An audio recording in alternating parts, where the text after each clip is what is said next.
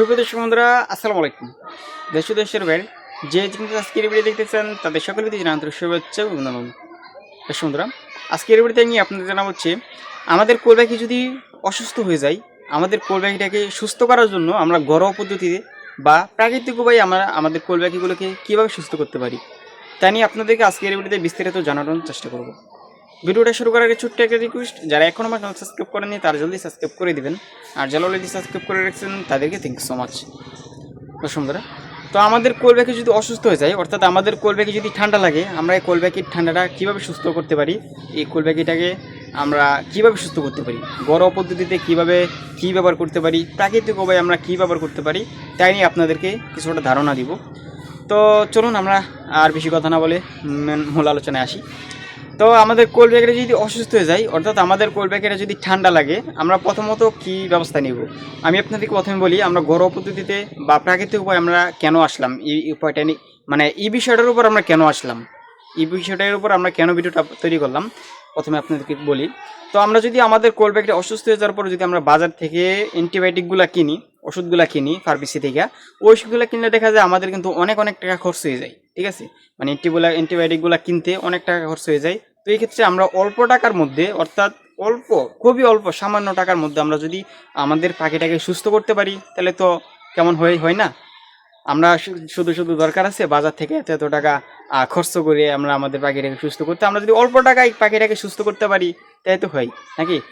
আসলে বিষয়টা হচ্ছে আমার যে সাবস্ক্রাইবার, অধিকাংশ সাবস্ক্রাইবার কিন্তু হচ্ছে খুদে খামারি।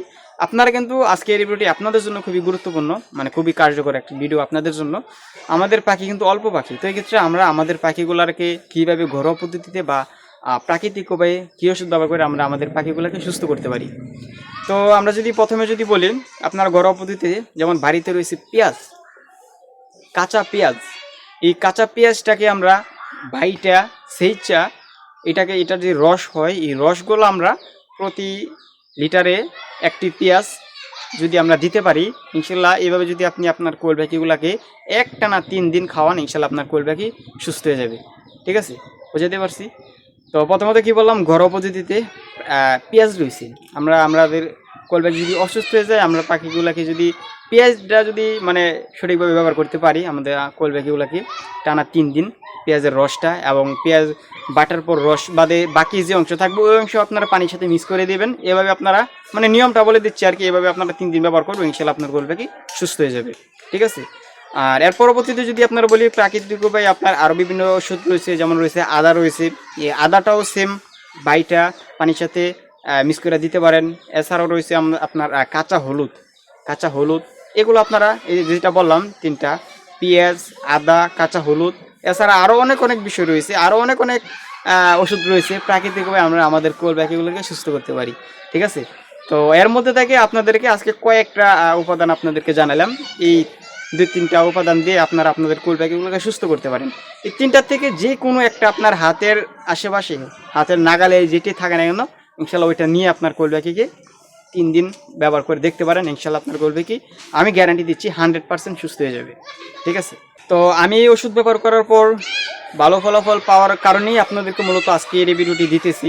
আপনারা যদি আজকের এই ভিডিওটি দেখে আপনাদের কোল পাখি যদি অসুস্থ হয়ে যায়, চেষ্টা করবেন প্রথমত কি পাখিটাকে অ্যান্টিবায়োটিক ব্যবহার করার আগে আমরা আমাদের হাতের আশেপাশে যে ওষুধগুলো রয়েছে প্রাকৃতিক উপায়ে, প্রাকৃতিক যে ওষুধগুলো রয়েছে এই ওষুধগুলো দিয়ে আমরা আমাদের কোল পাখিটাকে সুস্থ করতে পারি কিনা।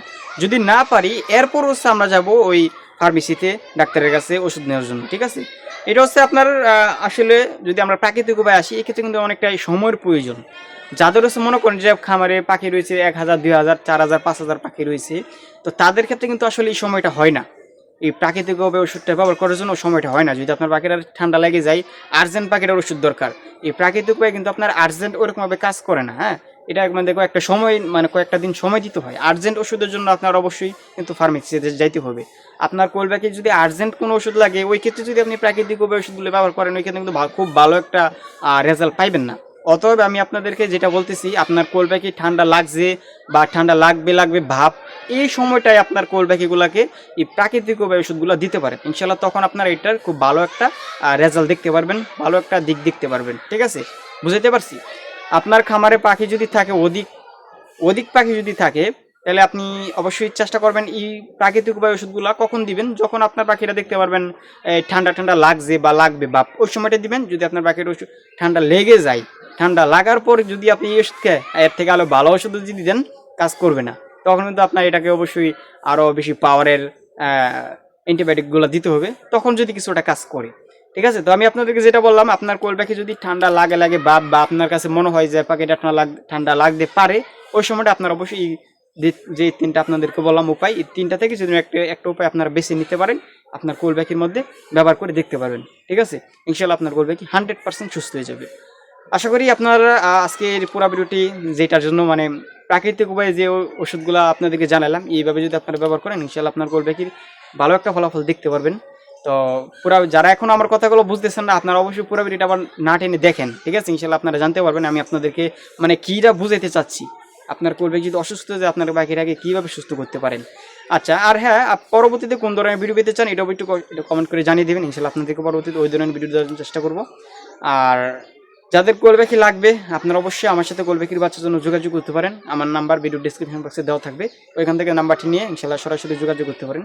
তো আজকের রিভিউটার বেশি বড় করতে চাচ্ছি না, আজকের রিভিউটি এ পর্যন্তই। কেমন হলো অবশ্যই কমেন্টে জানাবেন। আজকে এই রিভিউটি দেখার জন্য আপনাদেরকে অনেক অনেক ধন্যবাদ।